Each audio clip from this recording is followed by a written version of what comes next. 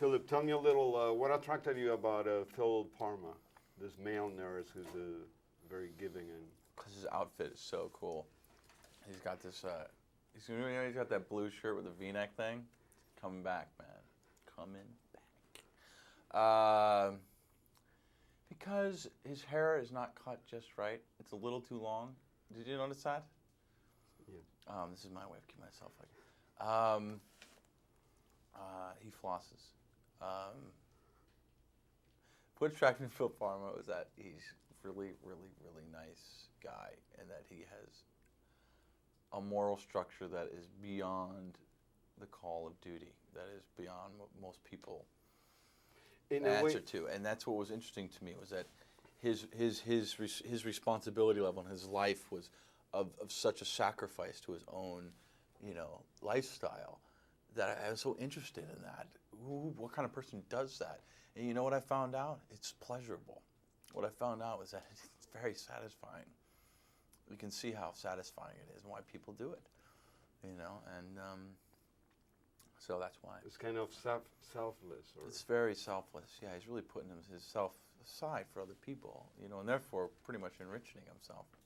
Let me ask you, the fact that Paul Thomas Anderson write his own scripts makes a difference for an actor? Yeah. When you work with how yeah, so? Well, because he was writing. A, he's writing his own script, and B, he's writing it for you. So you have a very strong link up with the writer and the part. You can really talk directly about what this is. And was it flattering for you to get this script with a character written? It is. Boogie-Nuts is like that too, though.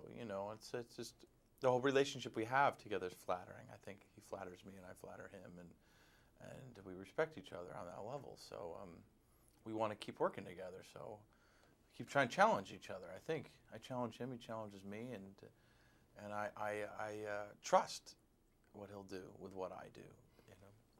The film really analyzes the dark side that we all have, or the skeletons that we want to keep in the closet or under the bed. But your character is, I think, the only one without. Yeah, an empty closet he has. Yeah, he's. I think, you know what, Phil probably has problems. Phil probably has issues and stuff like that. But Phil has chosen a career that heals that stuff.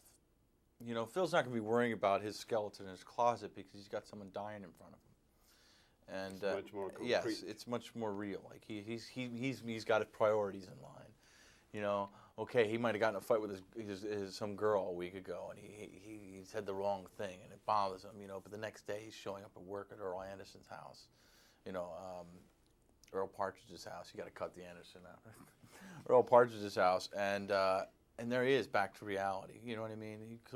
He's able to put things in perspective, I think, better than most people, who aren't reminded about that stuff. Was the fact that the film analyzes the dark side of this society, was it something that attracted you about it? Like, let's say, Happiness also analyzes the dark side of reality in a way. Yeah, but the Magnolia is very different. Magnolia is exploring it in a whole different fashion. But they're both quite good, I think. I think they're both directors do it in just brilliant, imaginative ways.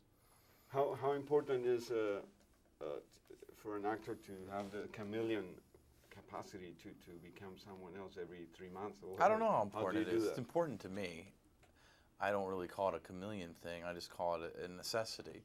That if I feel like that character has different behaviors than I do, or ways of how holding themselves or behaving just in general. I think I owe it to that character to do that. But in general, I mean, my feelings and my thoughts, I'm linking up and using my imagination and creativity to bring to the character. That comes from me. How do you approach your characters in general? Do you approach them from an emotional point of view, or all different types of ways? All types of ways.